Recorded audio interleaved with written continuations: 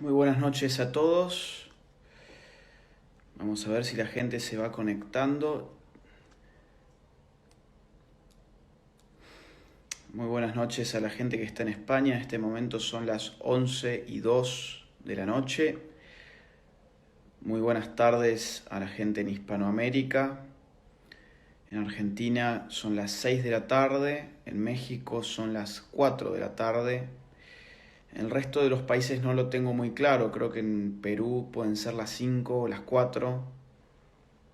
En Chile creo que es el mismo horario de Argentina. Bueno, gracias a todos los que se están conectando.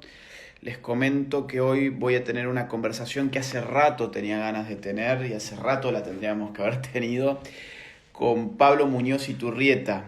De hecho, es una conversación que ya hemos tenido hace prácticamente un año y medio. Sí, prácticamente un año y medio.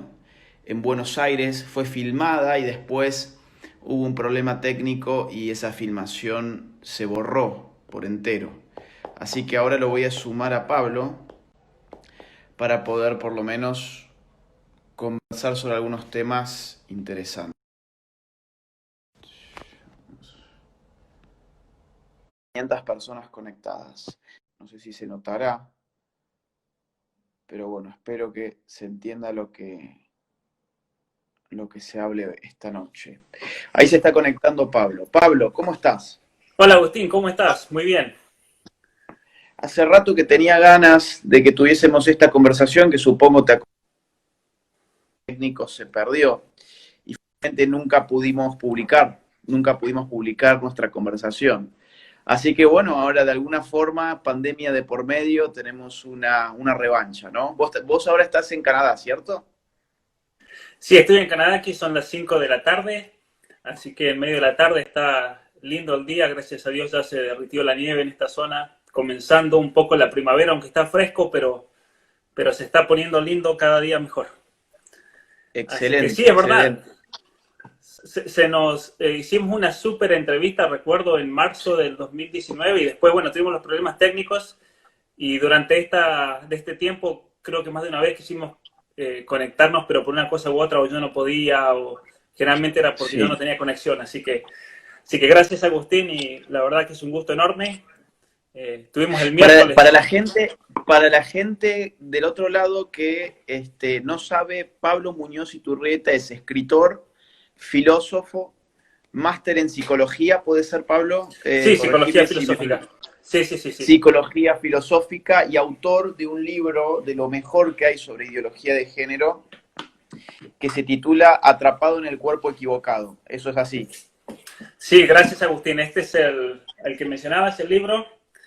Justo ahora, mira, durante el medio de esta pandemia hay un libro que en realidad lo escribí antes que Atrapado en el cuerpo equivocado, pero por la urgencia del tema de la ideología de género no lo pude publicar en ese momento y salió justo ahora. Es un libro que trata la libertad religiosa, especialmente el avasallamiento de parte del Estado contra los derechos de los padres con respecto a la educación de sus hijos, que es un poco el tema de mi tesis doctoral en filosofía política, Sí.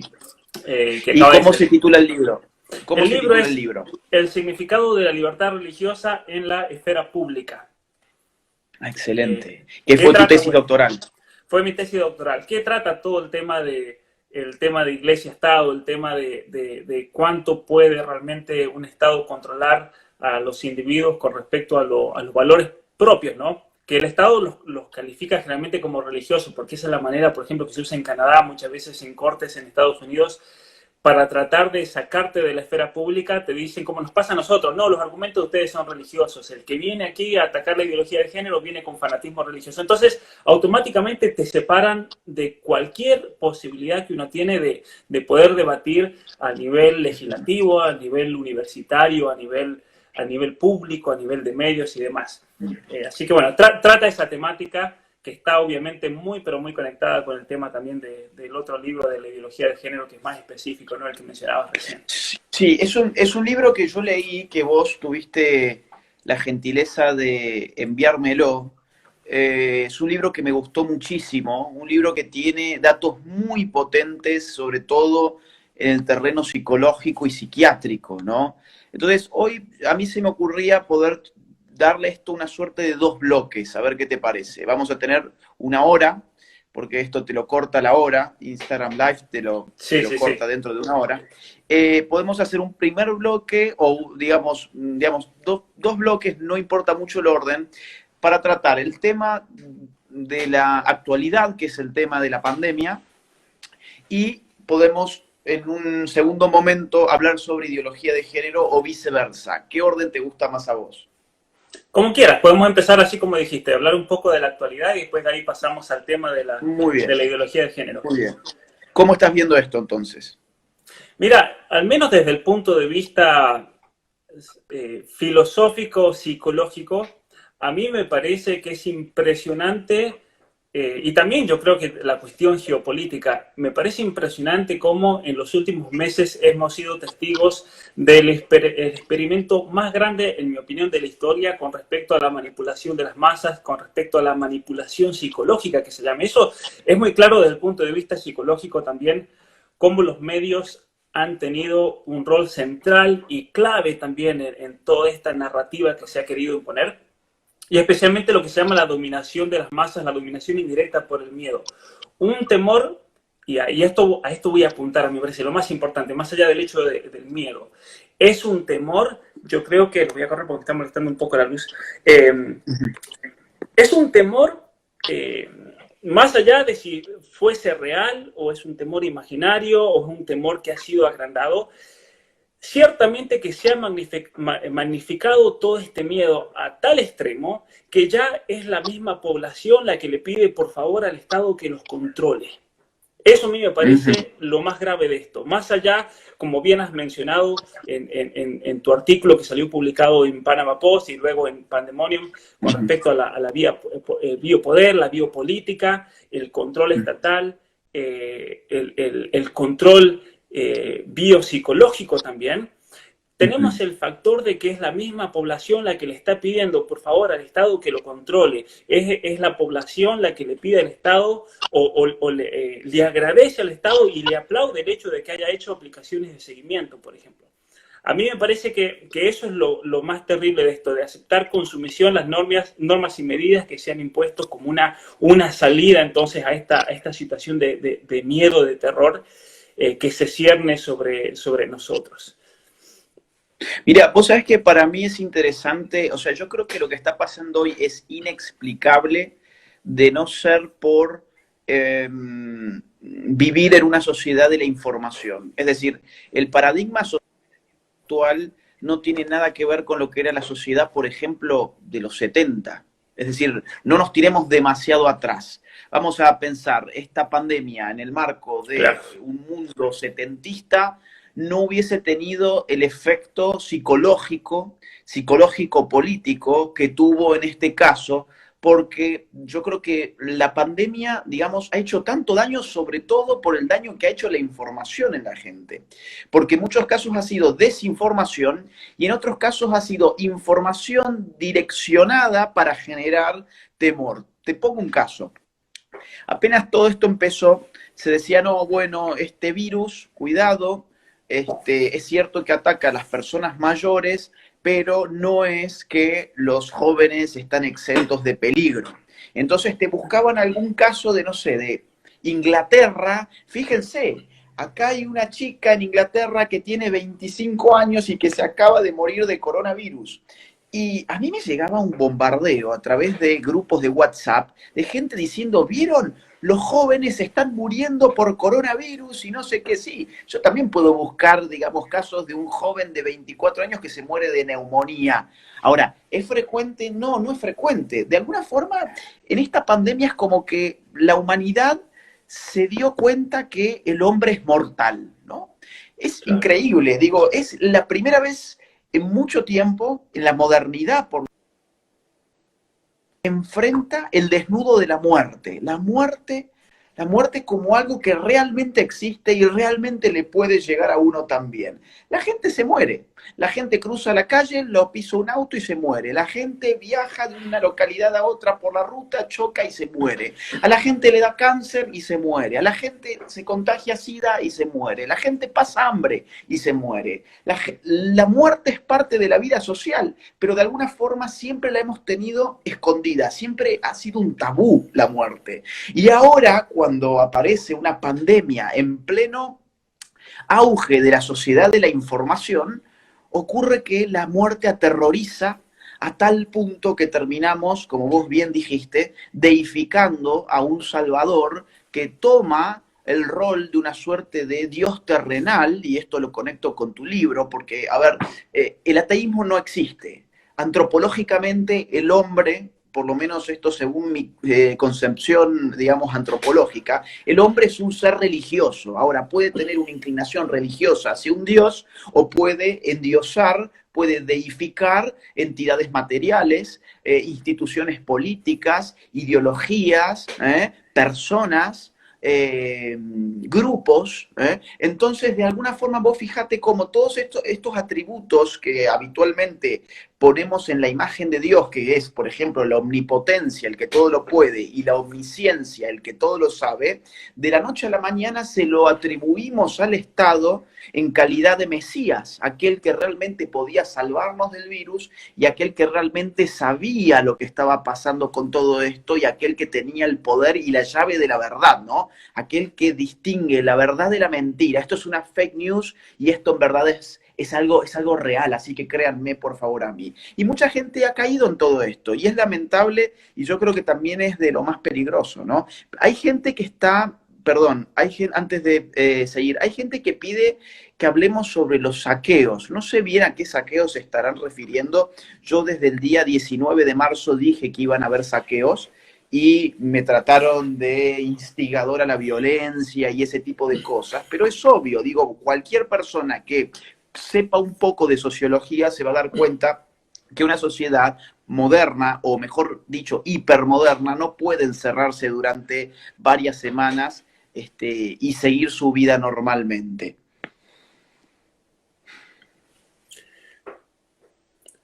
Sí, totalmente de acuerdo, Agustín. Un dato, por ejemplo, también preciso de cómo la masa ha llegado al punto de que puede ser fácilmente manipulable. En Argentina, y esto por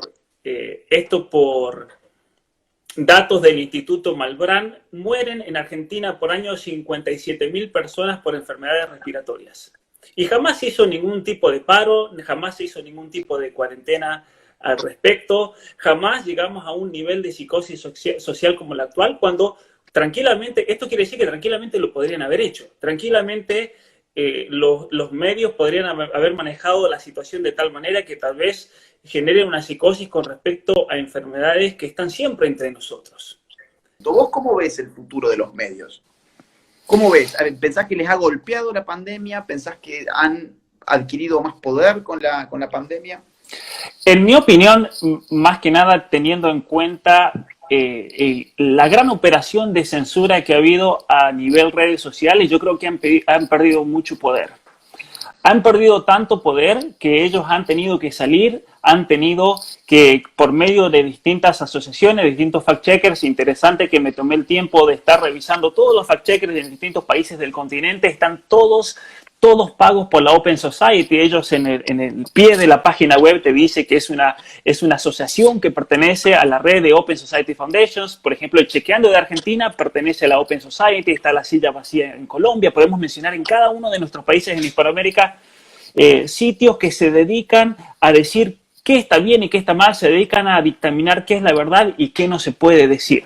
Ahora, ¿por qué me parece a mí, en mi opinión, que han tenido que tomar esa medida extrema de salir y empezar a bloquear? Por ejemplo, yo te comenté a vos, Agustín, que apenas salió Pandemonium, yo lo empecé a compartir con mi red. Yo tengo una red de 5.000 personas que me siguen por WhatsApp, que reciben mis notificaciones, y comenzaron a recibir notificaciones de mis mensajes que no abran el archivo de Pandemonium porque era un archivo peligroso. Otra cosa que también pude constatar fue que generalmente podés enviar a 5 personas. Ahora han disminuido la cantidad de gente a las cuales lo podés reenviar, pero con Pandemonium te dejaba reenviar una sola vez Y me llegó por muchos seguidores de Argentina, de Colombia, de Chile, que ni siquiera se los dejaba reenviar a otras personas porque inmediatamente saltaba en WhatsApp un anuncio que estaban compartiendo un virus. Esto es interesante. Yo creo que te envié una captura de pantalla con uno de esos. ¿Por qué pasa todo esto, me parece? Me parece que pasa todo esto porque los medios de comunicación social masivos, los hegemónicos, han perdido el poder que tenían en los años 70, en los años 80 con el tema de las redes sociales. Es un hecho que hoy en día cualquier persona menor de 30 años mira más YouTube que cualquier red de comunicación masiva, sea CNN, por ejemplo, en Estados Unidos, sea la BBC. YouTube tiene más visitas y eso en YouTube se ve ejemplificado, por ejemplo, en personas como en tu caso, por ejemplo, el caso de Jordan Peterson, el caso de Ben Shapiro, que ellos tienen más visitas que CNN en todo el mundo. Entonces, eso también ha producido un desbalance ahí del poder mediático que tradicionalmente gozaban estos medios de comunicación y por eso yo creo que la batalla se está dando hoy en día en las redes sociales. Sí, para la gente que me avisa que se me ve mal, ok, ya lo entiendo, se ve mal, pero no puedo hacer nada. Mientras esto se escuche bien, para los que quieran quedarse del otro lado, si les importa lo que estamos hablando, más allá de si se ve bien o se ve mal, acá no va a haber efectos especiales, no va a haber fuego saliendo de atrás, no es una película de Hollywood, acá digamos que lo más importante es poder escuchar, de modo que no puedo hacer nada ya con la imagen, si no se ve bien, la verdad es que lo siento muchísimo. Igual yo te veo bien. Sí, a mí lo que más me importa es que se escuche. El problema es que no se escuche bien y ahí ya sí habría un problema real. Después, si no se ve bien o no se, o se ve bien, la verdad es que no se pierden mucho con verme. Así que, mirá, sí, yo tengo cierta esperanza de que esto esté generando mucha desconfianza respecto de la información oficial. Hace algunos días en el ABC de España, por ejemplo, en el ABC de España, salió una entrevista los resultados de una encuesta, en la cual se le preguntaba a la gente algo así como que en qué medida confiaban en la información oficial, en la información oficial, digamos, tanto de los medios de prensa como de los gobiernos, sobre el origen del coronavirus. Y el 75% o alrededor de ese guarismo, no me acuerdo exactamente, pero alrededor del 75% dijo que no confiaba en la información brindada oficialmente. Lo cual para mí es todo un síntoma de lo que estamos viviendo y de lo que se puede vivir como post-pandemia. ¿Qué puede venir en un mundo post-pandémico? Gente que se sepa engañada, no solamente por los gobiernos, que son los mentirosos número uno desde hace ya 5 siglos por lo menos, sino engañada por aquellos aparatos paraestatales que hoy son los medios de comunicación tradicionales. Para mí es muy importante que la gente entienda que hoy los medios de comunicación tradicionales, en general, no se pueden mantener si no es con el subsidio estatal. El modelo de negocios del periodismo tradicional es un modelo de negocios que no es acorde al tipo de información que hoy circula en el siglo XXI, en el cual la información gratuita, por ejemplo, a través de las redes sociales, tiene, como vos bien dijiste, muchísimo más impacto que todos esos medios de comunicación, incluso que los más importantes como la CNN, por ejemplo. Entonces, estos medios, vamos a poner el caso de Argentina, Clarín, Página 12, La Nación. Hay gente que realmente piensa, no, bueno, a ver, el gobierno solamente va a financiar a Página 12, porque Página 12 siempre ha sido más de izquierda, más pro-kirchnerista. No, mentira. TN tiene su pauta oficial, Clarín tiene su pauta oficial, La Nación tiene pauta oficial, La Voz del Interior tiene pauta oficial. Es decir, todos los medios tradicionales hoy no se sostienen si no es con el apoyo de subsidios estatales. Por lo tanto, los medios de comunicación terminan siendo órganos paraestatales al servicio de los gobiernos. Y yo tengo la esperanza que a partir de esta pandemia, que entraña un montón de engaños que tarde o temprano van a ir saliendo a la luz, y de hecho ya han ido saliendo muchos a la luz, tanto así que hemos llegado a ver cómo Estados Unidos le corta, por ejemplo, el financiamiento a la OMS, ese tipo de engaños que ya están saliendo a la luz, uno los va a poder contrastar con lo que hace un par de días nada más te decían estos grandes medios de comunicación, los mismos que acusan de fake news a las personas que osan decir algo distinto de lo que ellos dicen. Todo esto yo creo que va a terminar de dar un golpe de muerte, un último golpe de gracia a esto que es casi prehistórico. Hoy los medios de comunicación tradicionales son casi prehistóricos y en ese sentido quiero aprovechar este espacio para hacer un llamado a la gente que nos está escuchando. El llamado es muy simple: apaguen la televisión. No hay nada para ver ahí.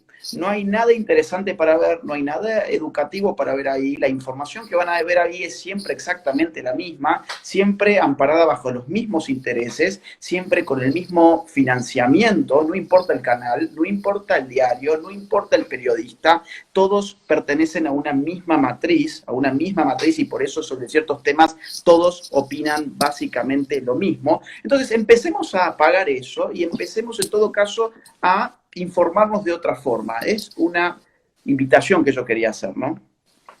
Totalmente de acuerdo. Los medios de comunicación hegemónicos son una basura absoluta.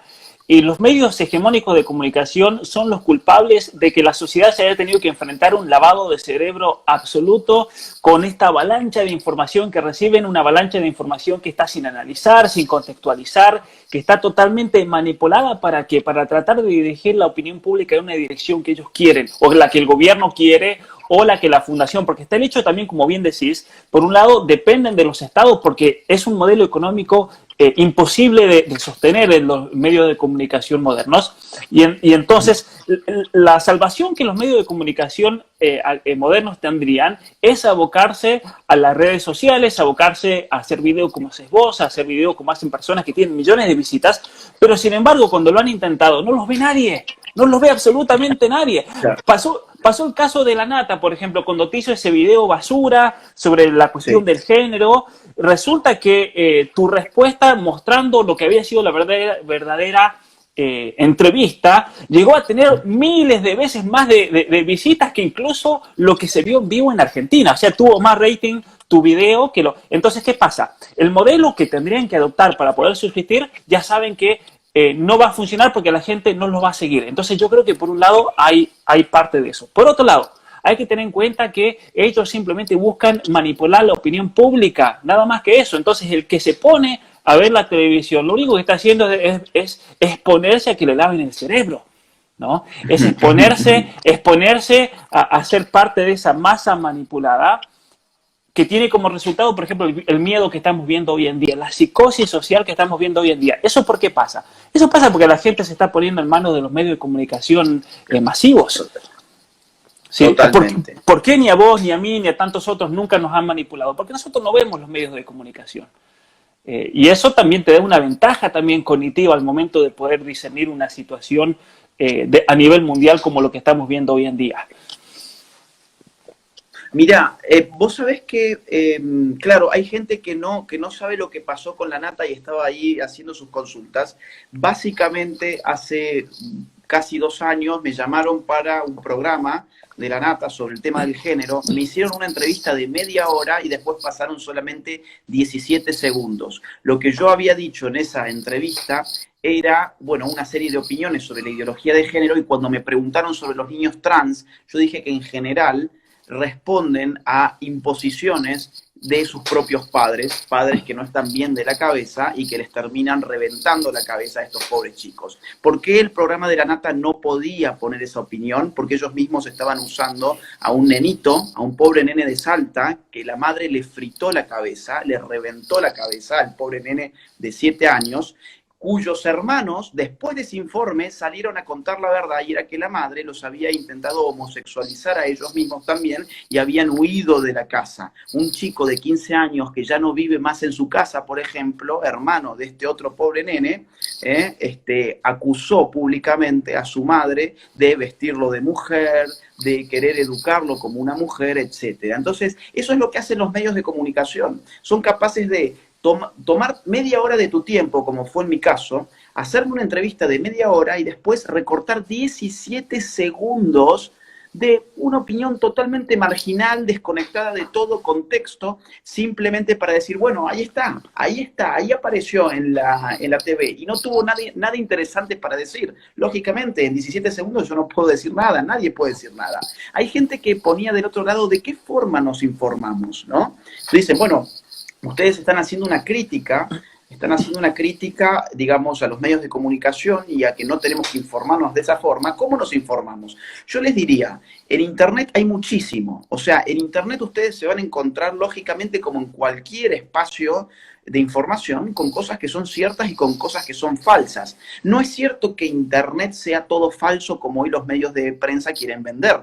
Los medios de prensa tienen una rivalidad con Internet, que es que les quitan el empleo, básicamente. Entonces, lógicamente, la prensa, ¿qué te va a decir? No, Internet es el lugar de las fake news. Sí, en Internet encontrás fake news, como en la prensa encontrás fake news. Ahora, en Internet encontrás grandes verdades también. La forma de informarte, a mi juicio, es siempre tratar de encontrar que la persona que te está informando, en el fondo, tenga un documento sobre la mano. Por ejemplo, si nosotros decimos algo así como que la fundación de George Soros ha puesto más de 15 billones de dólares en los últimos 30 años y que gran parte de esos 15 billones, o sea, 15.000 millones de dólares, gran parte de esos 15.000 millones de dólares han ido para comprar medios de comunicación, a mí me hace falta mostrarte un documento. ¿Cuál es ese documento? OpenSocietyFoundation.org. Entren allí, se van a la parte de reportes financieros, van a encontrar los números y van a ver que esta información, por ejemplo, vale la pena. Y es información que no te da ni Clarín, ni Infobae, ni La Nación, porque entre otras cosas, estos medios seguramente están bajo ese tipo de subsidios no estatal, sino de ONGs internacionales. Entonces, ¿cuál es la forma de informarte? Tratar de encontrar campanas alternativas en Internet, pero siempre cuidarte mucho de ver que la persona que te está hablando te está diciendo de dónde sale lo que te está diciendo, ¿no? Para mí eso es importante. Y un último comentario hago y te paso la pelota por si tenés algún comentario más sobre esto. Dicen ahí, no vale simplemente apagar la televisión, hay que apagar Netflix también. Bueno, me parece bastante interesante. Digo, hay gente que no puede vivir si no se divierte. O sea, vivimos en la época del Homo Ludens, ¿no? No somos simplemente, ya esa época del Homo economicus ya ni siquiera tiene sentido. Hoy somos Homo Ludens, animales que necesitan divertirse. Si no te divertís las 24 horas, parece que tu vida no tiene sentido. Entonces, parece que si apagás Netflix, que es una fuente de diversión ilimitada, supuestamente, tu vida no tiene sentido. Yo digo, tanto tiempo que uno se pierde viendo estas porquerías, tanto tiempo para poder cultivar el espíritu, cultivar el intelecto, cultivar aquello que realmente a uno lo define como hombre, que es su razón. Lo que te define como hombre, lo que te distingue de la bestia, lo que te distingue es tu capacidad de razonar. Ahora, si vos no ejercitás esa capacidad de razonar y simplemente tu vida se reduce en el placer sensitivo de la diversión, bueno, digamos que estás más cerca de lo que puede ser tu perro cuando le tirás la pelota para que te la busque, a lo que puede ser un ser humano realizado en tanto que persona humana, en tanto que persona racional. Entonces, nadie se muere por apagar Netflix, nadie se muere por no ver la serie de moda. ¿Eh? En cambio, la gente se enriquece, por ejemplo, leyendo un buen libro. Yo creo que la derecha, esta nueva derecha, tienen que empezar a distinguirse de lo que es la nueva izquierda y de lo que es la masa y lo que es el hombre masa a partir de un cultivo sistemático del intelecto, en el cual las cosas divertidas queden en un segundo lugar, porque muchas veces me ha pasado, que me dicen, ¿qué se puede hacer? ¿Qué puedo hacer yo? Me ponía la otra vez en Instagram para dar una conferencia. Digo, bueno, antes que nada, leer mucho, estudiar mucho. Ah, no, bueno, pero pasa que me aburre. ¿Y quién te dijo que te tenías que divertir? ¿Quién dijo que leer un libro tiene que ser algo divertido? Leer un libro puede ser incluso algo muy tedioso, muy aburrido, muy, digamos, duro de digerir. Pero estamos en un combate y los combates no tienen por qué ser divertidos. La formación no tiene por qué ser divertida. En fin, espero que estas palabras sirvan para las personas que habían consultado. ¿De qué forma se puede informar y cómo hacemos para pagar Netflix? Bueno, ponete un objetivo mejor que perder tu vida viendo series, básicamente. Y a mí me parece también importantísimo eso que decís de formarse personalmente, porque solamente si uno se forma personalmente es que va a poder discernir y va a poder también dar un juicio sobre esa realidad que le están presentando. ¿Cómo uno puede discernir y darse cuenta si realmente le están metiendo un verso, si lo están tratando de ideologizar, si le están lavando el cerebro, si realmente... una cosa que a mí me sorprende muchísimo es en general la falta de capacidad para poder captar cuando no hay una consecuencia lógica en el discurso. Cuando directamente los medios te venden una conclusión a partir de premisas que están totalmente desconectadas de lo que se quiere argumentar, ¿me entendés? Eso es impresionante. Entonces hay que aprender a pensar y para aprender a pensar hay que leer mucho y especialmente hay que leer a personas que saben pensar. Es así como se aprende. Si vos me preguntás cómo aprendiste a pensar, muchos me dicen lo mismo que vos mencionabas recién. Pablo, me gustaría a mí hacer como vos, de ir a una conferencia y hablar por 2 horas seguidas. Y muchas veces lo que la gente no sabe es que para vos, Agustín, para Nicolás, para mí, llegar a un nivel en el cual podamos expresar una realidad nos ha llevado 15, 20 años de estudio. Totalmente. De profundización concreta y real sobre un tema, de saber hablar con argumentos, con solidez, de especialmente, y yo tengo ese mismo criterio que mencionaba recién, a mí no me gusta hablar sobre ningún tema si yo no puedo aportar una prueba al respecto. Muchas veces, a veces gente me pregunta, bueno, ¿y qué pasa con las torres de 5G? ¿Qué pasa sobre esto, sobre aquello? Y yo les digo sinceramente, miren, hasta que no se demuestre, hasta que venga alguien y me lo demuestre con pruebas concretas, yo no lo voy a repetir, pero tampoco lo puedo aceptar. Entonces, para que la gente se dé una idea del esfuerzo, yo recuerdo una conversación que tuvimos vos y yo en San Juan. En San Juan, sí, tomando una cerveza a las 2 de la mañana. Tomando unas cervezas a las 2 de la mañana, yo todavía no había empezado el máster que vine a hacer a España, donde yo estoy hoy, ya finalizándolo por suerte. Y me acuerdo que yo te consulté, Pablo, vos que hiciste un máster en filosofía también, ¿cuál fue tu ritmo de estudio? Y vos me acuerdo que me dijiste, me quedó grabado, me dijiste, yo leía 8 horas por día. Mi ritmo de estudio era, así fue, ¿no? 8 horas por día durante mi máster. Digo, hay gente que escucha esto y dirá, 8 horas, bueno, yo no me puedo concentrar ni 20 minutos. Y yo no lo digo esto para que la gente del otro lado se sienta mal, sino al revés, para que diga, si yo no me puedo concentrar ni 20 minutos leyendo algo, es que evidentemente han hecho algo conmigo. Algo me han hecho para que yo no pueda concentrarme 20 minutos. Acá ha habido un proceso de estupidización masiva que lo ha descrito muy bien Giovanni Sartori en ese clásico que es el Homo Videns. El Homo Videns es la persona que ha formado toda su existencia a través de la caja boba, la televisión, ¿no? Entonces, ha perdido toda posibilidad de abstracción, porque en la televisión vos tenés imágenes, tenés lo concreto. No hace falta que vos imagines, que razones, que conceptualices. La capacidad del razonamiento, de conceptualizar, en la televisión no tiene ningún sentido, porque ya tenés una imagen allí al frente tuyo. Entonces, todo esto se ha ido perdiendo tanto que efectivamente hoy la gente agarra un libro, por ejemplo, y 20 minutos y bueno, ya avancé 3 páginas y realmente no puedo seguir. Vos vas a hacer un máster y estás 8 horas por día, 8 horas diarias, leyendo como vos me habías dicho, yo acá estoy más o menos lo mismo. Entonces, ¿a qué apunto con todo esto? A que si la gente del otro lado dice, bueno, sí, la verdad es que a mí me cuesta, no se desanimen. Esto es práctica, esto es ejercicio. Después de estar toda una vida con la televisión, pasar a los libros es un salto que duele, es un entrenamiento que duele, ¿no?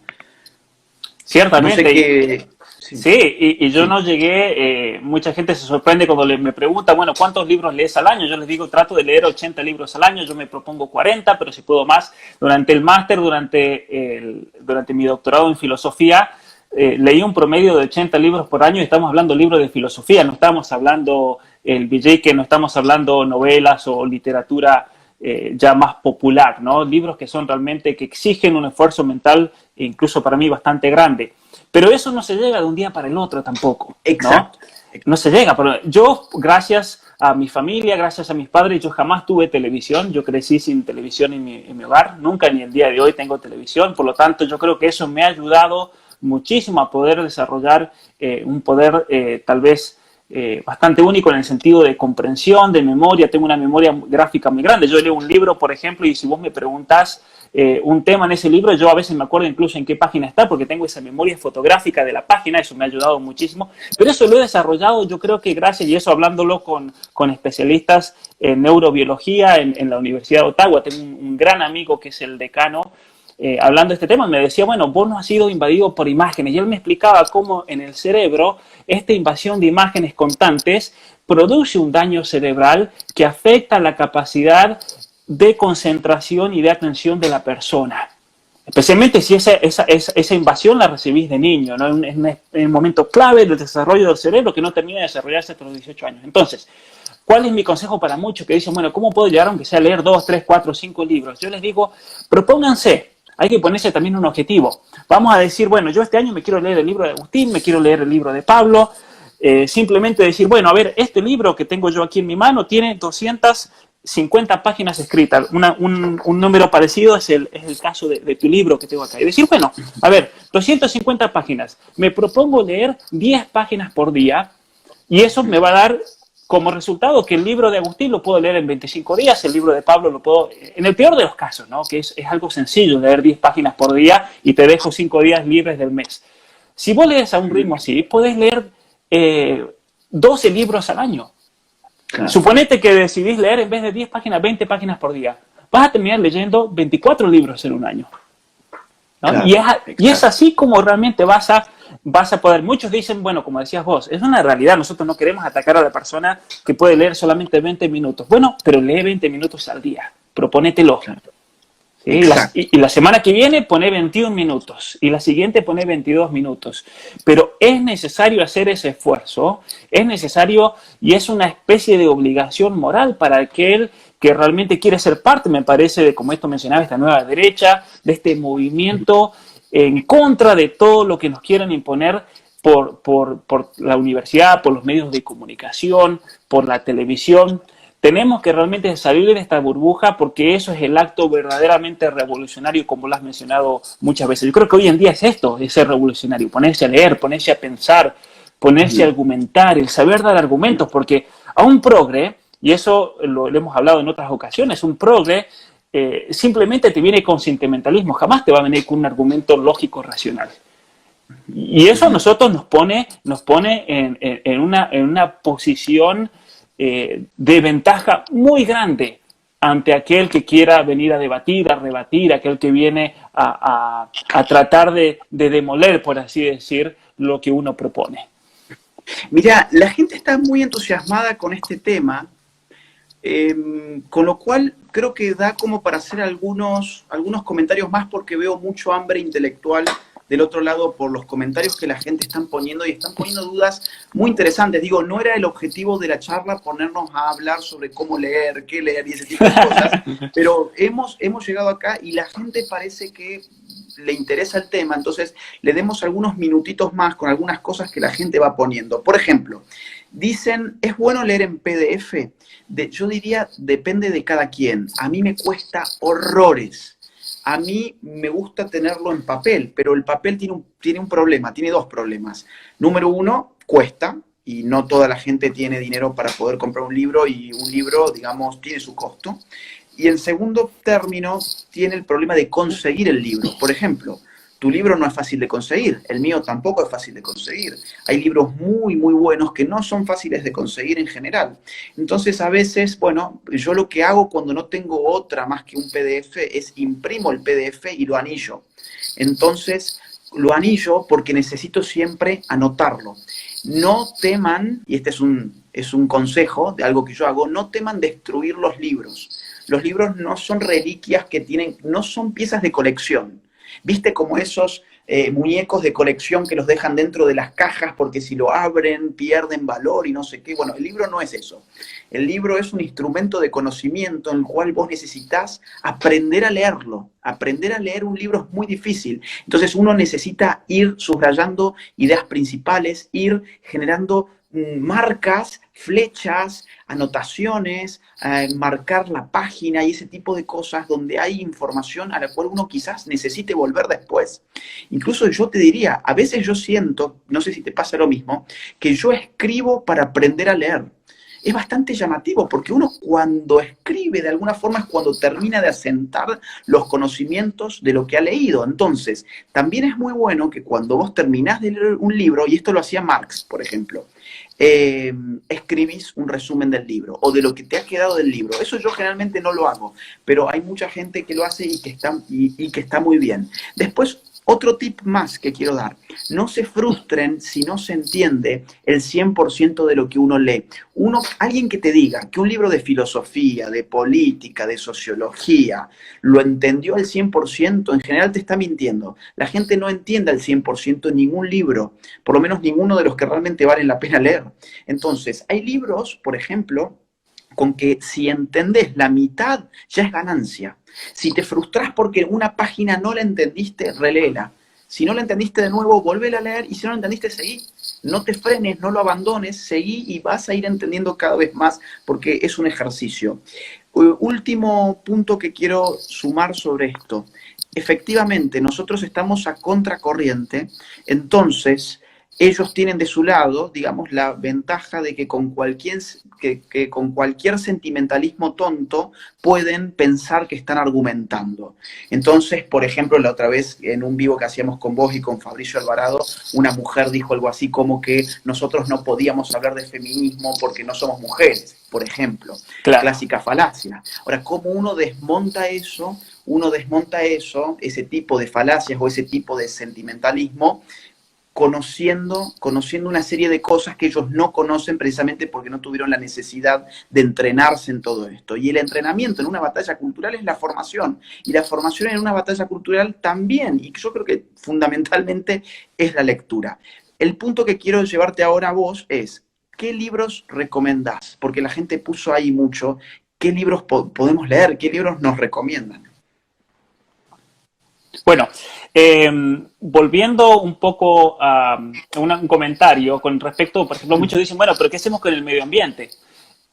Compren libros con papel reciclado, así de simple. O si lo vas a imprimir, andá y comprate una resma de papel reciclado y listo. Y se acabó el problema del medio ambiente, ¿no? El problema medioambientalista. Pero yendo a lo que decís vos, esa pregunta la recibo todo el tiempo, Agustín. Tanto el tema de la recomendación de libros, que yo en mi página web, que los invito a visitar, pablomunoziturrieta.com, estoy armando todo un listado de libros recomendados en distintos temas, porque hay personas que, por ejemplo, quieren leer, pero les interesa más la historia, o les interesa más la geopolítica, o las relaciones internacionales, o le interesa la filosofía, le interesa la ética. Estoy armando una lista muy completa y especialmente con un orden también. A mí me pasa mucho de que, por ejemplo, vos ves que tengo una biblioteca atrás de libros. Y una persona dice, bueno, yo quiero formarme como Pablo Muñoz Iturrieta, me voy a leer todos esos libros, pero no se da así tan simplemente, sino que tenés que tener un orden más lógico y que te vaya guiando para tratar de llegar a un nivel de conocimiento que te aproveche muchísimo, ¿sí? Tenemos, por ejemplo, temas concretos. Si vos me preguntás, quiero formarme, y esto lo recomiendo a todo el mundo, quiero formarme bien en ideología de género. Yo generalmente recomiendo 3 libros. Si alguien quiere entender el contexto feminista, todo esto cómo surge ideológicamente, a todo el mundo le digo, tienen que leer este libro.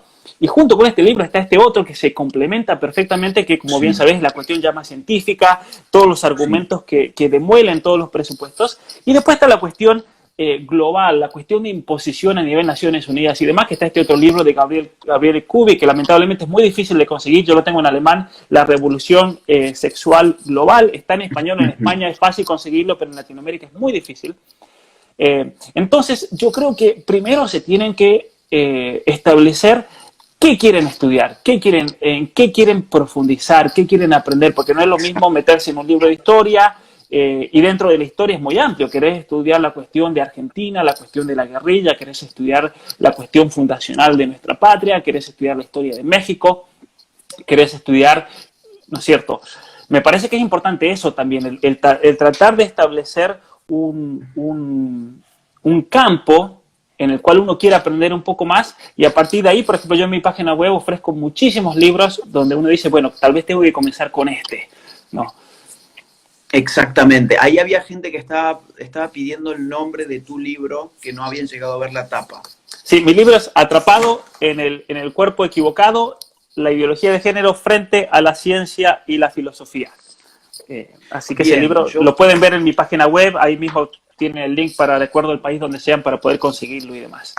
Pablo ha dado 3 recomendaciones muy buenas sobre libros a leer para el tema de ideología de género. Yo sumo un cuarto libro que es, el título es Ah, sí, nos Cuando obligaron, os, sí, claro, cuando os culparon por ser hombres, no, perdón, cuando nos culparon por ser mujeres y os persiguieron por ser hombres. Es un título muy ciertamente. largo, que es de Alicia Rubio. Alicia Rubio, Alicia Rubio. totalmente recomendable, y ese es un ejemplo, por ejemplo, el libro que tuve que leer en Kindle, en Amazon, porque aquí en Canadá no podía conseguirlo de ninguna manera ese libro. A veces no te queda otra que ir y comprarlo en digital, pero yo estoy totalmente de acuerdo que es mucho mejor leerlo en papel, porque en papel puedes tomar, puedes subrayar, puedes marcarlo. Podés volver un consejo, por ejemplo, que yo doy. Yo los libros generalmente los leo, los voy marcando al costado, especialmente las partes, tratando de identificar las partes más importantes. Cuando termino de leer el libro, vuelvo y lo leo de vuelta, pero simplemente leyendo las secciones que había marcado. Y es impresionante cómo ahí, incluso me pasa a mí mismo, porque entonces si a ustedes les pasa a veces que hay cosas que no entiendan, me pasa a mí también, o incluso que profundizo y ahí realmente lo entiendo de verdad, ves la conexión total del libro, y a mí me gusta hacer mucho eso que hacía Marx. Yo me gusta hacer un resumen, una recensión, un comentario, que después yo sé que en el futuro, tal vez no lo hago con todos los libros, pero lo hago con aquellos que yo sé que el día de mañana lo puedo llegar a necesitar para algún libro, para algún trabajo, para una exposición, para lo que sea. Es muy importante porque Marian así también Conte, te queda muy grabado en la cabeza. sí, sí, sí. Marian Conte dice que ella no puede escribir los libros. Digo, Marian, empezarlos a escribir porque el mejor libro es el libro que se nota que está leído, no el libro que parece sacado, no recién de la bolsita. El mejor libro es el libro que se nota que está bien leído. Después, yo quisiera sugerir, claro, ya hemos sugerido sobre ideología de género. Me consultan cómo se llamaba el libro de Alicia Rubio. Se llama Cuando nos obligaron, perdón, vos te acordás exactamente, Cuando nos tiene un nombre persiguieron por ser hombres, No, cuando, sí. eh, bueno, busquen Para Alicia que lo busque, Rubio porque libro. yo lo tengo aquí Sí, en mi Kindle. Para que lo busque un segundo, porque lo tengo aquí en mi biblioteca de Kindle. Eh, bien, bien. cuando, nos, Eh, cuando nos prohibieron ser mujeres y nos persiguieron por ser hombres. Ahí está, ahí está. Cuando nos prohibieron ser mujeres y os persiguieron por ser Nos hombres. persiguieron por ser hombres. Un librazo. Exacto. Sí, sí, muy bueno. Yo quisiera recomendar algunos de ciencia política, como para complementar un poco la cosa, para los que estén interesados, digamos, también en los asuntos políticos, pero no, digamos, no pensemos que leer ciencia política es leer un libro sobre el kirchnerismo, por ejemplo, o leer un libro sobre Chávez. No, bueno, eso es un libro muy específico sobre un tipo de gobierno, etcétera. Yo digo, para tener un conocimiento básico sobre las categorías políticas, por ejemplo, ¿qué es la democracia? ¿Qué es la república? ¿Qué relación hay entre medios de comunicación y poder? ¿Qué es el poder? ¿Qué son las constituciones? Ese tipo de cosas. ¿Qué es el liberalismo? ¿Qué es el conservadurismo? ¿Qué es el socialismo? Yo recomiendo 3 o 4 libros para empezar, para introducir. Recomiendo, eh, recomiendo sobre el poder de Bertrand de Jouvenel. Es difícil de escribir. Jouvenel se escribe con J. Sobre el poder de Bertrand de Jouvenel. Recomiendo las lecciones sobre teoría política de Giovanni Sartori. Y recomendaría para el tema liberal conservador el diccionario liberal conservador. No me acuerdo ahora el nombre de los dos autores, son 2 autores, pero si lo buscan así, diccionario liberal conservador, lo van a encontrar bastante fácilmente por internet.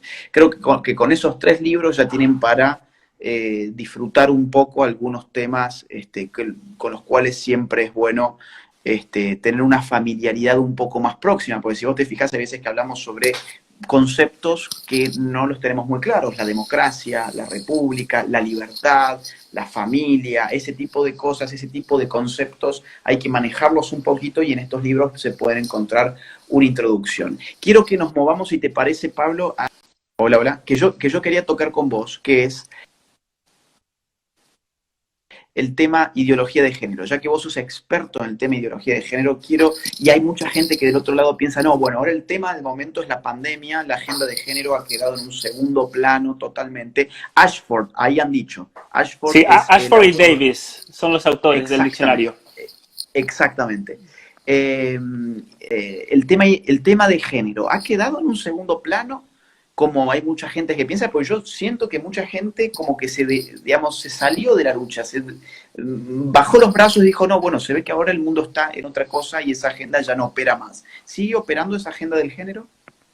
Totalmente, y yo creo que se ha intensificado por el mismo hecho de que la gente ha perdido la atención. Como la atención de la gente está en otra cosa, como la atención de la gente está de tal manera, ellos piensan que no va a reaccionar ante cualquier medida totalitaria que puedan tomar, que yo creo que se ha intensificado. Por ejemplo, en Jujuy, hace 2 días aprobaron una ley de la infancia trans. La mayoría, te aseguro, de la gente de Jujuy lo ignora esto. En Argentina. En Mendoza, yo te aseguro que la mayoría de la gente de la población en Mendoza ignora que la legislatura de Mendoza está tratando de pasar una ley de la infancia trans, incluso que, ¿cuál es el peligro de estas leyes de la infancia trans? Que obligan al sistema de educación argentino, en ese caso de esas provincias, en Jujuy y en Mendoza, a dedicar espacio curricular para tomar conciencia, y esto es lo peligroso, para tomar conciencia de que la verdadera identidad de cada uno de esos niños que van a las escuelas es una identidad de género, no es la identidad personal, la identidad como varón, como mujer que tenemos y que está dada por nuestra constitución genética y neurobiológica. Esto es lo peligroso, y esto se en el caso de Canadá, por ejemplo, es una batalla legal tremenda que se está dando. Obviamente que ningún medio de comunicación lo está comunicando, porque es parte también, yo creo, de toda esta táctica.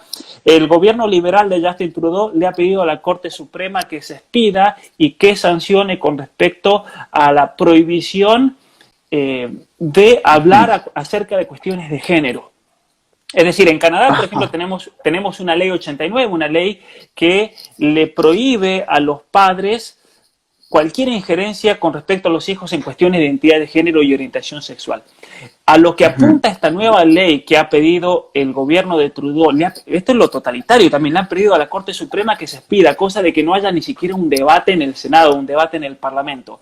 Le han pedido que la Corte Suprema castigue con severas penas y con el peso de la ley a toda persona que se oponga a toda esta agenda del género, el trabajo, por ejemplo, que haces vos, el trabajo que hago yo, que penalice a los médicos, y aquí por médicos hablamos de todas las ramas de la medicina. Acá no nos referimos solamente, por ejemplo, a cuestiones de psicología, de cuestiones de psiquiatría, que muchas veces se enfocan más en el tratamiento de la persona con algún tipo de trastorno de identidad de género, algún tipo de disforia de género.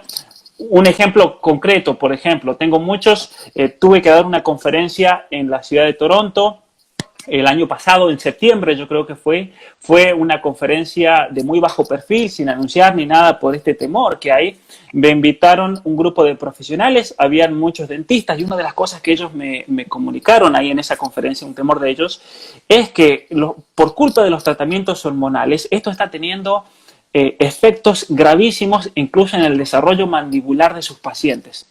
Entonces, ¿cuál es el temor de estos dentistas? Que ellos como profesionales de la salud le tienen que decir a estos niños, a estos jóvenes y a sus padres especialmente, tienen que frenar estos tratamientos hormonales porque les están arruinando la mandíbula, así de simple. Les están creando problemas en la mandíbula que son incorregibles, van a requerir operaciones. Habían médicos cardiólogos en la misma conferencia que también me manifestaron lo mismo. Nosotros, por una cuestión de medicina, tenemos que decirle a estas personas, especialmente hombres que están tomando estrógeno, que tienen que frenar cuanto antes estos tratamientos hormonales porque eso les crean problemas cardiovasculares enormes que posiblemente terminen en un ataque al corazón y la persona se termine muriendo. Lo que el gobierno de Canadá está tratando de hacer en este momento esto es penalizar y quitarle la licencia médica de por vida a los médicos que se opongan a esta agenda de género, lo cual es criminal realmente. Totalmente criminal y totalitario, porque es la misma ciencia, son los mismos profesionales de la salud que le están diciendo al gobierno, por favor frenen esto, y entonces es la manera que está buscando el gobierno para callar la voz de la ciencia en esta discusión. Y Pablo, en Argentina, olvídate. ¿Existen los niños trans? Porque, digo, creo que hay que darle buenos argumentos y creo que sos el más habilitado, digamos, del mundo de la lucha contra la ideología de género. El que más claro lo tiene en este sentido sos vos. Digamos, frente a esto de no, bueno, el niño en verdad nació de esa forma, él quiere ser una mujer y en verdad es biológicamente un nene, pero entonces la sociedad tiene que disponer de sus recursos para que el Estado apoye la transición de este niño al llamado cambio de sexo o reasignación de género, etcétera, que fue ni más ni menos lo que hizo el programa de Jorge Lanata, aquella vez de lo cual habíamos dicho, que nos ponía en pantalla la maravilla que significaba ahora para este nene ser tratado como una nena y estar sometido a esta serie de procesos invasivos en las cuales supuestamente te cambian el sexo. Una falacia absoluta, y doy un solo dato y ya te paso a vos la bola, que sos el que más sabes de esto, y digo falacia absoluta porque nuestra sexualidad no se reduce a nuestra genitalidad. Hasta la última célula de nuestro cuerpo es una célula sexualizada en la medida en que su carga genética tiene inscrita a qué sexo pertenece, por ejemplo, ese pedazo de uña, ese pedazo de cabello, ese tejido de piel o lo que fuere, ya viene con una carga sexualizada. Al modificar el cuerpo, modificar el sexo es por lo tanto imposible. Uno puede disfrazarse, uno puede mutilarse los genitales, uno puede someterse a insalubres tratamientos hormonales, que en el caso de los niños son muchos peores todavía por una serie de complicaciones que vos has dicho muy bien que sobrevienen luego. Ahora bien, en el fondo, bueno, un mayor de edad tendrá libertad de mutilarse el cuerpo si él quiere, si él tiene un problema de identidad y piensa que el problema no está en su cabeza, sino en su cuerpo y por lo tanto quiere reacondicionar violentamente su cuerpo, es su libertad, no me meto. Pero en el caso de los niños, nos quieren sensibilizar con la idea de que hay niños trans. ¿Hay niños trans o cómo se explica esto? Eso es una falacia tremenda porque en definitiva lo que busca esta narrativa, este relato al afirmar que hay niños trans es el establecer, yo creo, en la conciencia de cada uno de nosotros que existe esa categoría identitaria y que por lo tanto la tenemos que respetar, la tenemos que aceptar y esa persona tiene un derecho a ser reconocida como tal. Ahora, desde el punto de vista de la ciencia, y esto para los que están escuchando, esto es algo que ha sido estudiado en gran profundidad aquí en la ciudad, en Canadá, en la ciudad de Toronto, estuvo hasta el año 2015, hasta el momento en que el gobierno de modo totalitario la cerró, la Clínica de Identidad de Género, una clínica en la cual yo pude estudiar en profundidad esto y por eso puedo hablar también con conocimiento de causa. Se trataron en esta clínica miles de personas, pero en cuestiones, a mí lo que me interesa ahora es niños. Más de 800 niños que pasaron por esta clínica de identidad de género. ¿Y qué es lo que la ciencia, después de los grandes estudios, especialmente de una personalidad de la psiquiatría mundial como el doctor Zucker, nos ha enseñado? Estamos hablando de una psicopatología. Es una psicopatología que se desarrolla especialmente entre los 2 y los 5 años de edad y está dado por muchos factores. Es una situación muchas veces compleja.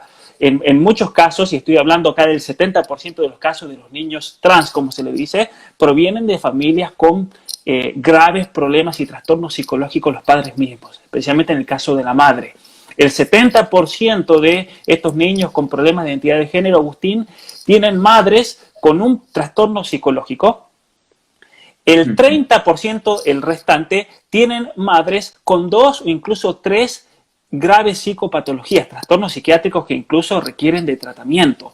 Y en muchos de estos casos se demostró que el niño no va a poder superar esa psicopatología hasta que la supere la madre. Como el caso que vos me mencionabas de Salta. Lo sé por una hermana de ella, una hermana de este niño, Tiziano creo que le decían, ¿cierto? El caso de Tiziano y demás, de Página 12. La hermana de este pequeño que lo transforman en mujer, me contó que la mamá le decía, vos vas a ser mi putita cuando seas grande. O sea, y esa era la expresión y por eso la digo. O sea, esa intención es ese problema gravísimo, es un trastorno de hecho reconocido por la psiquiatría, el trastorno del dolor de género, por el cual el padre, la madre es la que le impone al niño que debe ser de determinado sexo. Y mirá de qué estamos hablando aquí. Es interesante porque toda la teoría de Simone de Beauvoir acerca de la imposición de la categoría sobre cada uno de los niños, el sexo como algo impuesto por los padres, generalmente se da en los transexuales. Es ahí donde se da. Y eso es un factor importantísimo a considerar al momento de estudiar un trastorno de este tipo. Está la cuestión de medioambiental, el modo como se lo educa, está la cuestión del abuso sexual, que tampoco no se lo puede negar. En la clínica, muchos de los casos, Agustín, que llegaban con trastornos de identidad de género, eran niños que simplemente querían ser del sexo opuesto para que termine una situación de abuso. Era la respuesta del niño ante un abuso sexual por parte de un tío, de un vecino, de un abuelo, para que lo frene, y el niño en su psicología decía, bueno, si yo fuese niña ya me dejaría de abusar, por ejemplo. Claro, claro. O sea, Bueno, de hecho, vos en tu libro tenés datos muy claros, datos porcentuales, de qué tasa de los transexuales en ciertos estudios científicos que se han hecho han comentado que han sufrido abusos previos a su, digamos, a su transición de género o a su transición sexual, ¿no? No sé si te acordás. Sí, mira, ciertamente. Me acuerdo, hay estudios, eso varía obviamente de acuerdo al lugar y al tipo de población, pero hay estudios que se han hecho donde incluso el 80% de estas personas que han sido estudiadas en algún momento de la vida, pero especialmente en la niñez, han sido abusadas sexualmente. Es una cifra altísima como para dejarla de lado, como muchos dicen en el lobby LGBT, que eso es algo circunstancial. Muchos dicen esto, Agustín. No, el hecho de que haya sido abusado no te hace homosexual porque hay personas que, o no te hace transexual porque hay personas que fueron abusadas y no tuvieron esa consecuencia. Y aquí hay que hacer una aclaración.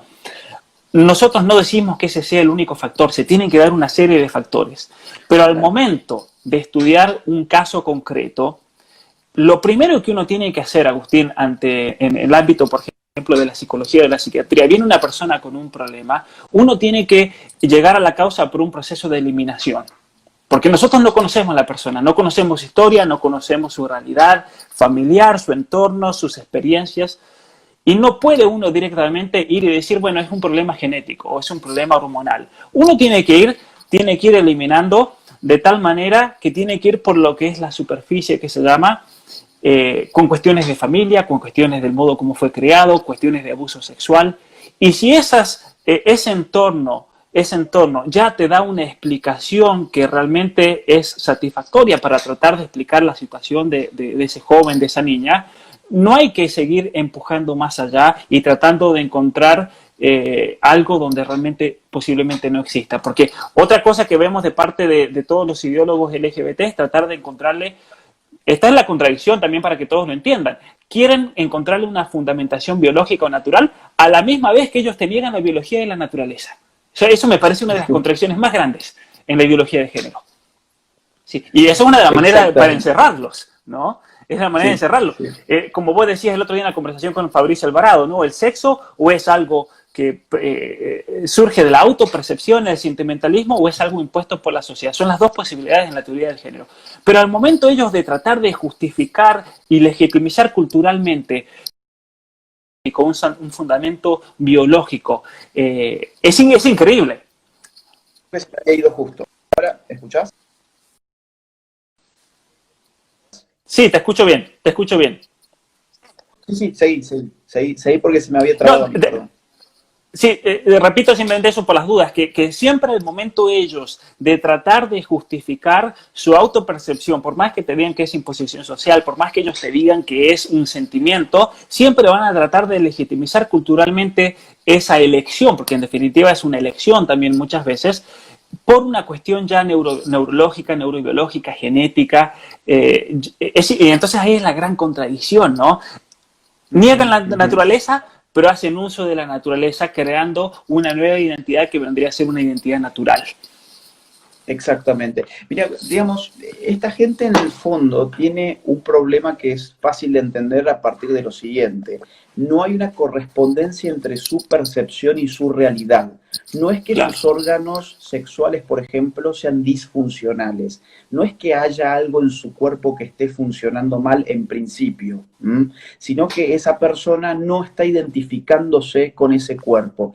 Esto yo creo que se puede encontrar en la psicología en otros tipos de casos donde hay una disociación entre el cuerpo y la realidad de la persona. Incluso casos muy extremos de personas que se autoperciben, por ejemplo, sin un brazo. Entonces están desesperados por cortarse el brazo. O, por ejemplo, casos mucho más frecuentes, el típico caso de la bulimia o la anorexia. La persona que se ve a un espejo y se autopercibe con un peso que no tiene. Entonces evita comer, se provoca vómitos para no seguir engordando y resulta que la persona pesa, no sé, 40 kilogramos y es una persona que ya está, que se le ven los huesos. Entonces, haciendo un parangón quizás un poco burdo, pero creo que puede servir para entender el tema, decirle a un niño trans que, digamos, mejor dicho, decirle a un niño que tiene estas confusiones, que tiene una confusión respecto de su identidad, decirle que el problema está en su cuerpo y que necesita hormonizarse y eventualmente reventarse los genitales, es similar, es comparable a decirle, por ejemplo, a una nena bulímica que en verdad ella efectivamente está muy gorda. Ella efectivamente hace bien de meterse los dedos en la boca, ella hace bien de no querer comer, ella está sumamente obesa a pesar de que pese 38 kilogramos, con lo cual le vamos a ofrecer a esa nena hacer una liposucción. Entonces, claro, es privilegiar no la realidad biológica y la realidad corporal de esa persona, que en este caso es que no pesa 180 kilos, sino que pesa 38, pero vamos que tiene 8 años, le vamos a decir, ok, bueno, si vos en verdad te sentís una nena, no importa que tu cuerpo esté funcionando bien y que vos tengas esta realidad biológica. El problema no está en tu cabeza y si alguien quiere decir que el problema está en tu cabeza, la va a pagar muy caro.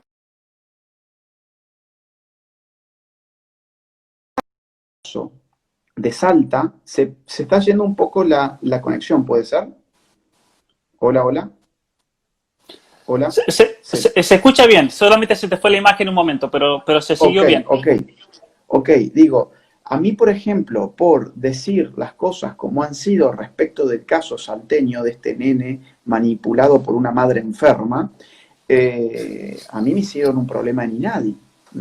O sea, si uno dice que el problema en verdad está en la cabeza y no está en el cuerpo, porque efectivamente ese cuerpo de ese nene está funcionando bien, bueno, uno ya casi es un criminal. Y si encima sos psicólogo, como vos has dicho, no podés, en muchos lugares tenés prohibido atender a estos pacientes que quieren no mutilar su cuerpo, sino componer su cabeza, ¿no? Y todo esto ha empezado muy fuertemente en Canadá, precisamente donde vos estás, ¿cierto? Ciertamente, mira, una de las cosas que yo observé en el capítulo 4 de mi libro, y por ese capítulo he recibido cientos de mensajes de la comunidad psicológica, de especialistas en psiquiatría, incluso he recibido ofrecimientos para desarrollar más ese capítulo 4 y me han ofrecido incluso algunas universidades venir a hacer un doctorado con nosotros. No he aceptado porque no he tenido tiempo, porque en definitiva en ese capítulo 4 yo anoto algo que para muchos en el ambiente de la psiquiatría ha sido un descubrimiento, por así decir. ¿Y qué es esto?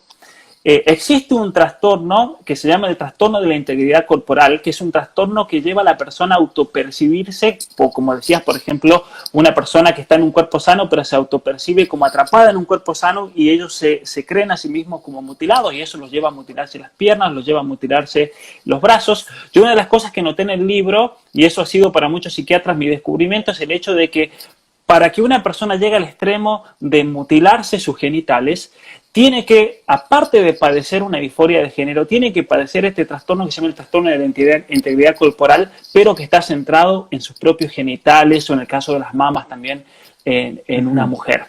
Es decir, entonces el problema tremendo de la ideología de género es que trata de normalizar una cuestión patológica y no hace más que destruir no solamente psicológicamente a la persona, sino también físicamente. Y por eso yo digo que todos aquellos que propagan la ideología de género, todos esos activistas son unos criminales realmente.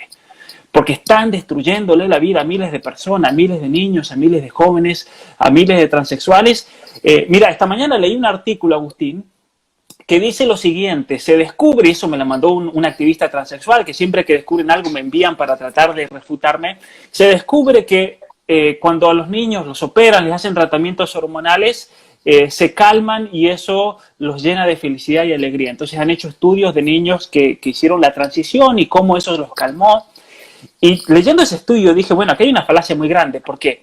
Porque yo también puedo hacer un estudio con respecto a drogadictos que viven en la calle y descubrir cómo cuando les doy cocaína o heroína se calman y realmente eso los lleva a la tranquilidad. O sea que también hay que...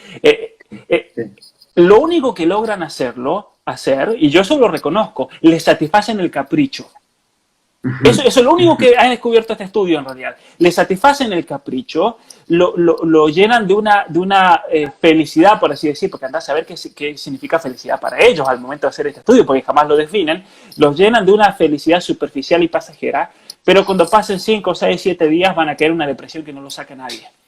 Eso es lo que Vamos a pasa. aclarar algo. Vamos a aclarar algo que me parece sumamente importante. Si mal no recuerdo, y vos sos, insisto, el que más sabe sobre esto, así que si no ese es el dato, avísame, la esperanza de vida de un transexual en los Estados Unidos es de 41 años. ¿Esto es así? Ciertamente, es de 40 años en Estados Unidos, Canadá, en los países del primer mundo. En México, por ejemplo, donde se han hecho estudios, y en la Argentina, 35 años. ¿Y esto a qué se ve?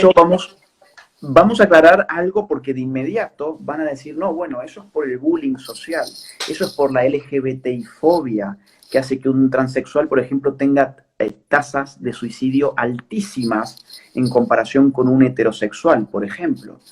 El tipo de vida sexual que llevan adelante también es insalubre, las intervenciones quirúrgicas, la hormonización, el tipo de sexualidad, las ETS, las famosas enfermedades de transmisión sexual, son mucho más frecuentes en este tipo de comunidad. Y en el caso de los suicidios es muy interesante verlo en Estados Unidos, donde Estados Unidos se supone donde todos estos grupos han sido incluidos, donde no hay un bullying social significativo, no hay gente persiguiendo a los transexuales, incluso donde más se registran estas cifras, por ejemplo, es en San Francisco, la capital del mundo gay.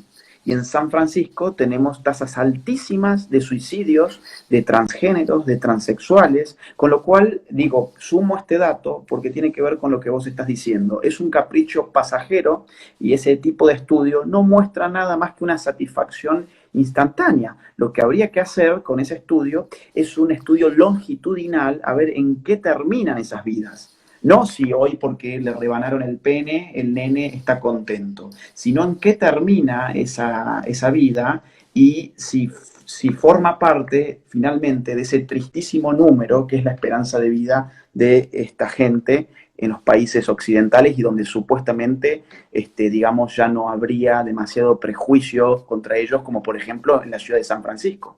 Inmediatamente te dicen los están matando, es esta sociedad heteropatriarcal, machista, que no acepta y por lo tanto eso dicen es lo que lleva al suicidio. Pero una cosa que la psiquiatría ha demostrado, Agustín, porque también es importante tomar los argumentos de ellos y decir, ponerlos a prueba. La psiquiatría ha demostrado que nadie se suicida por discriminación.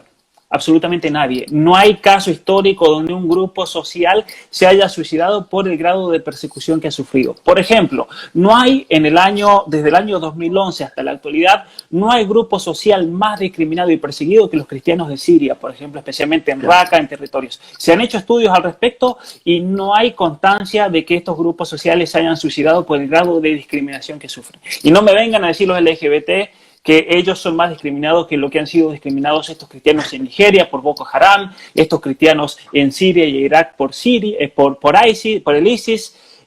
Entonces, ¿a qué voy con esto?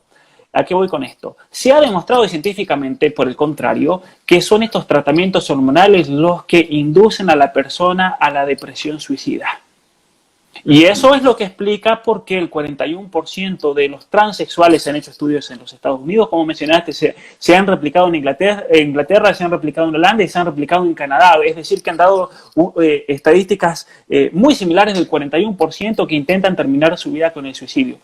Los que no se suicidan terminan muriendo como consecuencia de un estrés fisiológico por la cantidad de intervenciones quirúrgicas que sufren en su cuerpo. Para darles un ejemplo, y esto lo sé por la cantidad de transexuales con los que yo me comunico semanalmente, con la cantidad de transexuales que me he encontrado incluso en conferencias y que me han confiado sus historias, o incluso en la misma clínica en Toronto. Cuando una persona se opera sus genitales, le amputan el pene y sus testículos, ¿qué pasa? Se crea una herida y el cuerpo a eso lo percibe como una herida interna.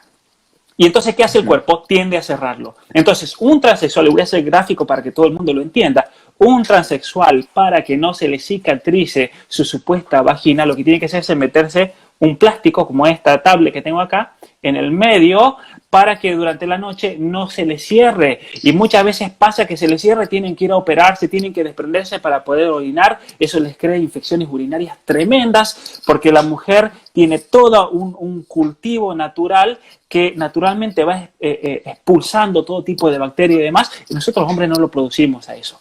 ¿Sí? Entonces, en la actualidad, Agustín, mira lo que voy a decir, y esto muchos van a decir, les va a impresionar.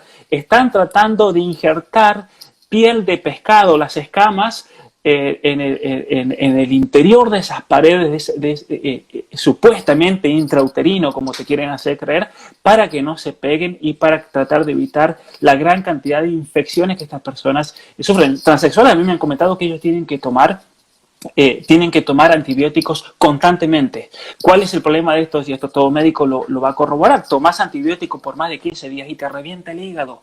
Entonces muchos mueren por problemas derivados incluso de los mismos remedios que tienen que tomar para tratar de sostener esa situación. Es algo criminal realmente.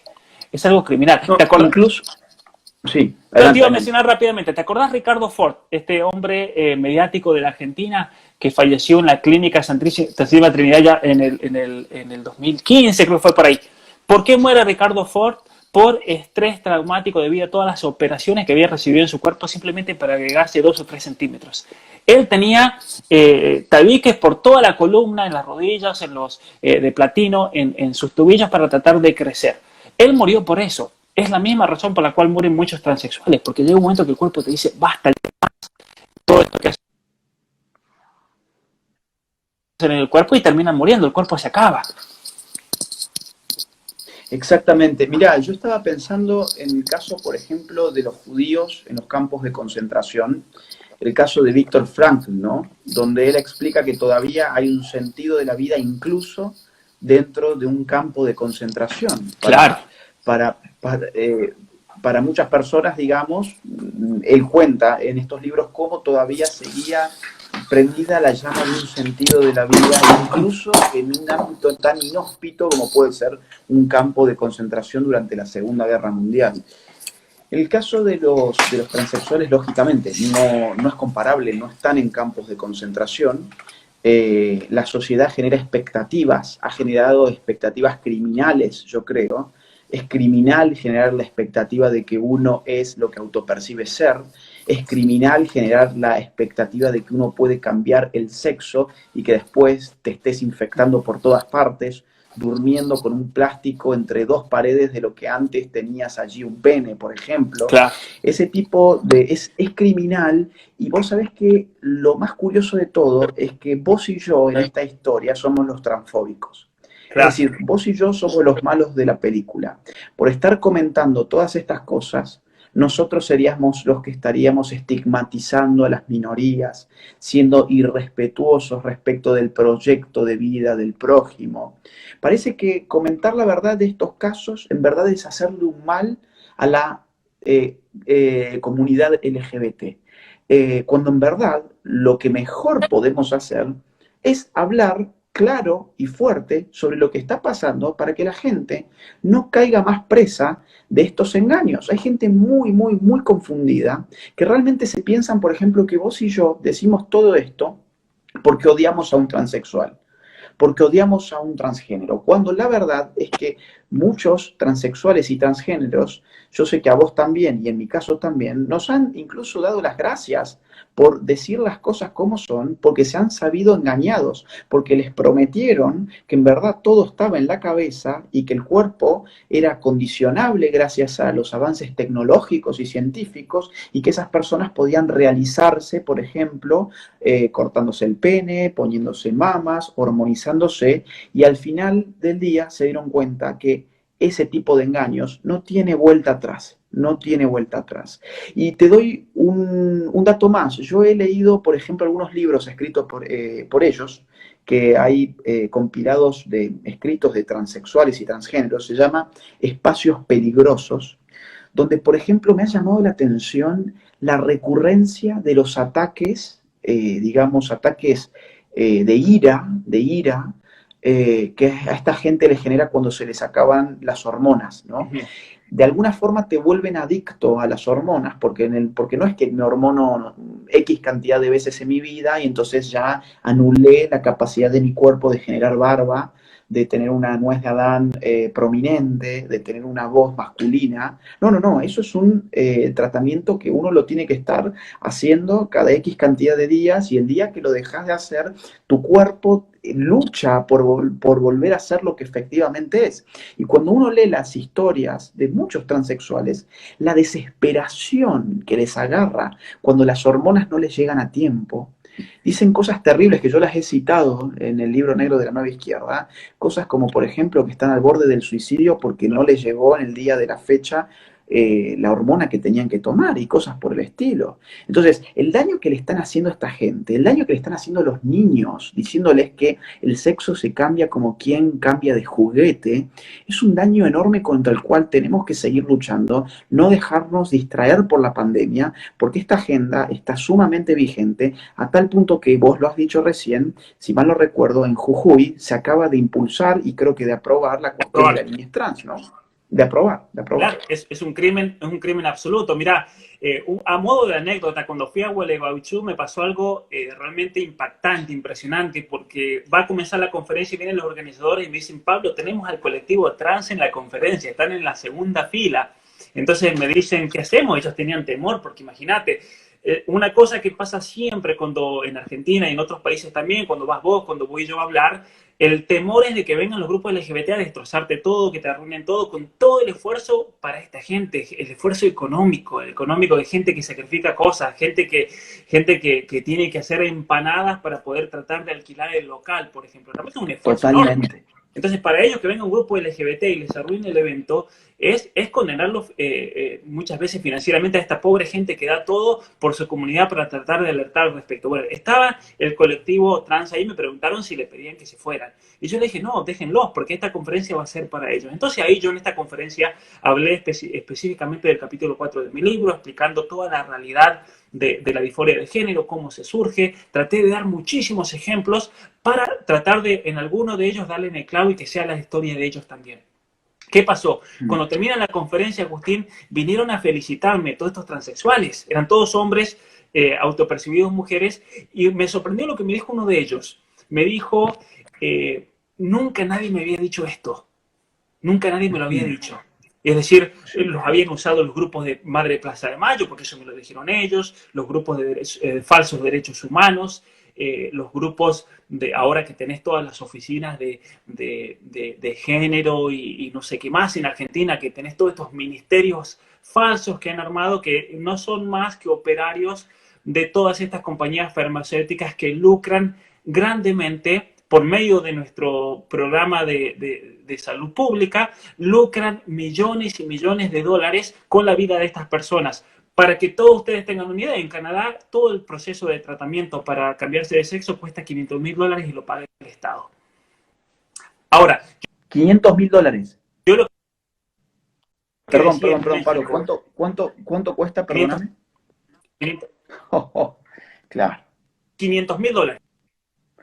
Me parece que se está yendo, ¿no? Yo no sé si a mí Y se me esto fue o a Pablo. lo ¿Hola? pagamos con nuestros impuestos. Entonces, yo lo que decía en México, mira, cuando fui a México, por ejemplo, yo le decía en México, a ver, ¿cuánto cuesta un iPhone aquí en México? Y me decían tal precio. Yo le decía, bueno, yo mostraba en el celular, en Los Ángeles, si se lo compran cuesta tanto. Nunca va a salir más barato en México que en Estados Unidos. Y yo le decía a ellos, las compañías farmacéuticas vienen a México y no porque sean mexicanos les va a dar lástima y les va a dar un precio menor. Y lo mismo hacen en Argentina. Es decir, es un negocio gigantesco, compañías, y aquí sale el tema de Bill Gates, sale el tema de la Organización Mundial para la Salud, son las que presionan a nuestros gobiernos para que se imponga una perspectiva de género, una política de género, porque en definitiva es como el negocio del aborto, el negocio del tema del género. Pero es un negocio que incluso da muchísimo más dinero. Un aborto, una persona, una chica se hará, supongamos, en el peor de los casos, 3, 4, 5 abortos en su vida. Son 5.000, 6.000 dólares que el Estado le regaló a Planned Parenthood, pero con las cuestiones de género, estas compañías se aseguran $500,000 por persona. El doctor Cecín de Argentina, por ejemplo, el doctor Cecín, él me mandó los precios de las hormonas que tiene que ponerse un niño en casa, en la Fundación Huésped, por ejemplo, en Argentina, y estábamos hablando de mínimo. Perdón porque se te está cortando, ¿eh? A ver, Salí. Pablo, sí. Sí, sí. Perdón que se cortó en un momento. Mirá, ¿cuál fue lo último que escuchaste? De que estabas por dar el costo de las hormonas para niños en Argentina. Sí, el doctor Cecil me envió las fotos de... Era un cierto grupo hormonal, no eran todos, porque no solamente tenés que tomar bloqueadores, sino que también tenés que tomar la hormona para tratar de imitar el sexo opuesto. Y estamos hablando de un costo de más o menos 200.000 pesos mensuales. En Argentina. O sea, es una Decirlo en locura. dólares más o menos para que la gente tenga idea, porque no todos los son de Argentina. ¿Cuánto me dijiste? Más o ¿En menos pesos? en pesos, 200.000 pesos argentinos. O sea que Bueno, estamos hablando serían... de unos 5.000, 6.000 dólares mensuales. Ok. Sí, un ¿Sí? poco menos en verdad, porque hoy el dólar, bueno, tiene muchas medidas, ¿no? Pero vamos a decir más o menos que el dólar está hoy en 100 pesos. En Sí, verdad, sí. más o menos el dólar hoy puede estar en 100 pesos. Pero en esa época, efectivamente, cuando vos tenías esa información, El cambio, el dólar... ¿Cuándo fue, perdón? ¿Qué año? el cambio estaba a 45 A en cuarenta y esa cinco. época. Entonces sí, son como unos 4.000 pesos. Dólares, perdón. Sí, es 4.000 tremendo. dólares. Y el problema, el gran negocio del género es un negocio mucho más grande que el aborto. ¿Por qué? Porque cuando te estirpan las glándulas sexuales, vas a depender de esa hormona para vivir. Es decir, no podés estar sin hormonizarte todas las semanas, porque si no te morís, no podés respirar, no podés pensar, no podés digerir la comida. Entonces es el negocio del siglo, el tema de la ideología de género. Y esto es también lo que mucha gente tiene que entender. Aquí hay una cuestión financiera gigantesca, gigantesca, y es la Organización Mundial para la Salud la que le está obligando a nuestros países a imponer esta perspectiva de género. Coincidentemente, ¿quiénes son los que mantienen a la Organización Mundial para la Salud? Son todas las compañías farmacéuticas, son las fundaciones de Rockefeller, son la Fundación Gates, acá tenemos a la Fundación Clinton, tenemos la Open Society, y por eso aquí cierra todo el circo también, ¿no? Es interesante. Mirá, yo agrego un dato. No nos olvidemos que Planned Parenthood incursionó hace ya más de un año y medio, creo yo, creo que hace 2 años por lo menos, ha incursionado en la industria de las hormonas y de los llamados cambios de sexo. Es decir, Planned Parenthood ya no se limita simplemente a hacer abortos, sino que además está en el negocio de la transición, el negocio del cambio de sexo, lo cual va de la mano completamente con lo que vos estás argumentando acá, que es que el aborto es un gran negocio y el negocio de las hormonas y de las cirugías para reasignar el sexo, como se le dice, es otro enorme negocio. Yo te quería contar una anécdota, así como vos tuviste la anécdota en México, donde este grupo de transexuales fueron, te escucharon y después de escucharte te agradecieron porque nunca habían escuchado eso y sonaba razonable.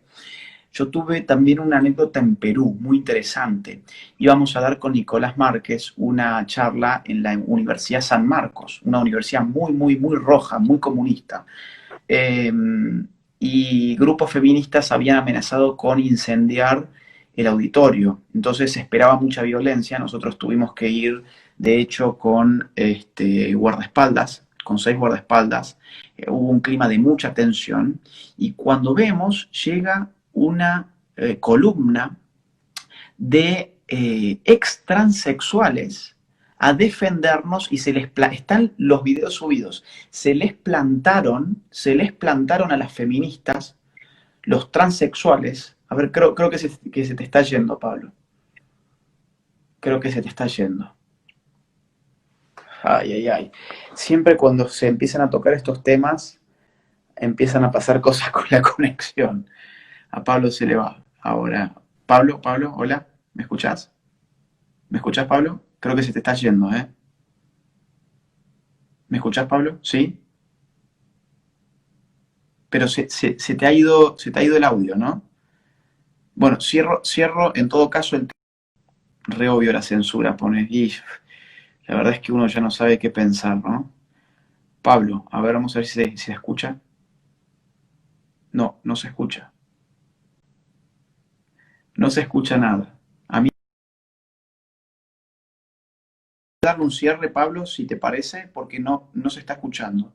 Simplemente contarle a la gente que en Perú, para que sepan, un grupo de ex transexuales, es decir, gente que había hecho su transición, que se había operado, se había hormonado, esta gente vino a defendernos a nosotros de los ataques de LGBTs, de feministas y de comunistas en Perú que querían atacar el auditorio donde nosotros íbamos a disertar en la Universidad San Marcos. Digo, estas cosas no trascienden en la prensa, como ustedes sabrán. Están los videos subidos. A ver, ahora lo suma Pablo, a ver, un último intento, la tercera es la vencida. Y fue sumamente emocionante, porque después de que a uno le digan siempre que supuestamente uno es el transfóbico, que uno los odia y no sé qué, que gente de esa comunidad te venga a defender, es impactante. A ver, vamos a ver, Pablo, si se escucha. Te escuché todo lo que contaste, la anécdota. Sí, sí. Ok. Digo, también es bueno que la gente sepa de estas cosas que nos pasan también, para que no, digamos, para que esto no se plantee como si fuese una guerra nuestra contra gente trans. Y yo, digamos, creo que hay gente que tiene problemas y que en gran medida son problemas construidos e instrumentalizados y mercantilizados por un negocio que es criminal. Y yo lucho contra y vos igualmente luchás, creo yo, contra aquellos que se aprovechan de los problemas de esas personas. Y hay muchas de esas personas que asumen que... Entonces, también es un llamado a gente que se ha pasado por esa situación, también haría muy bien de empezar a levantar su voz. Hay mucha gente que ha pasado por esa situación, que sabe del engaño en el cual lo han sumergido y que no se siente todavía muy seguro para levantar la voz. Hay que empezar a hablar y no tener miedo de esta gente, ¿no?